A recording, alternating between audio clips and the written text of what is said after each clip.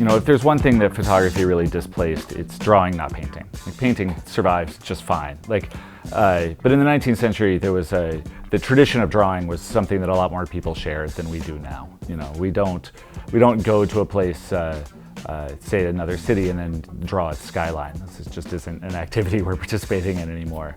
And so that idea to me is about trying to take something that's outside of our influence and draw it into, like, literally with drawing with a pencil, like, into your hand, you know? And that's, I think that this is something we now do with a camera. I started thinking about the camera as a kind of drawing mechanism, you know, or drawing tool. And that idea sort of shift my feeling from thinking about Photoshop as a sort of procedural tool and started to think about it as sort of a continuation of this drawing. It can sort of deepen that relationship to that object, but it can also produce a drawing of this super plastic, ambiguous digital space, you know, that we're all spending a ton of time in. The virtual and the actual are sort of nesting together. So many objects at this point are made with the camera in mind, and I'm really interested in objects that aren't. I'm interested in objects that have a kind of pathetic, low quality.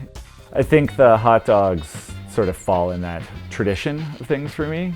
I mean, they're stand-ins for so many things, you know. They can be the body, they can also be sort of a painterly mark. They actually do a really great copy of the Photoshop brush mark. So I've been thinking about the body, right? In photographs, oftentimes when they get really large, especially if the object in them is being enlarged, we quit relating to them with our bodies. We sort of look at them like signs or like billboards. One of the artists who became super important to me via all of this was Philip Guston.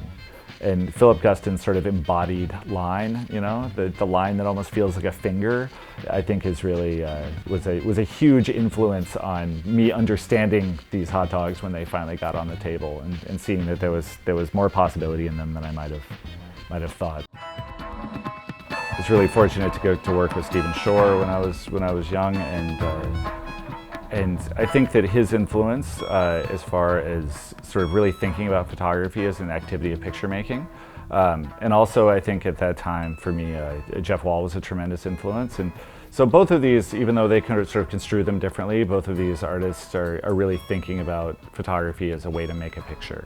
And for me, that's what it's always been.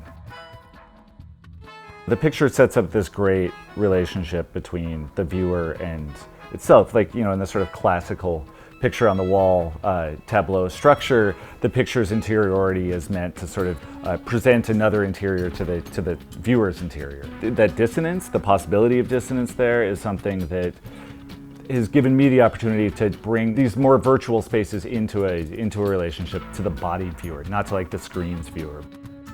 For me as a person, I think as much as we can talk about technology changing our lives, and it certainly has, like, so much of my experience as a human has been physical. Descriptions of sort of the contemporary, where the body itself seems to be a kind of anachronism, I feel not, I don't know, it's not how I feel about things.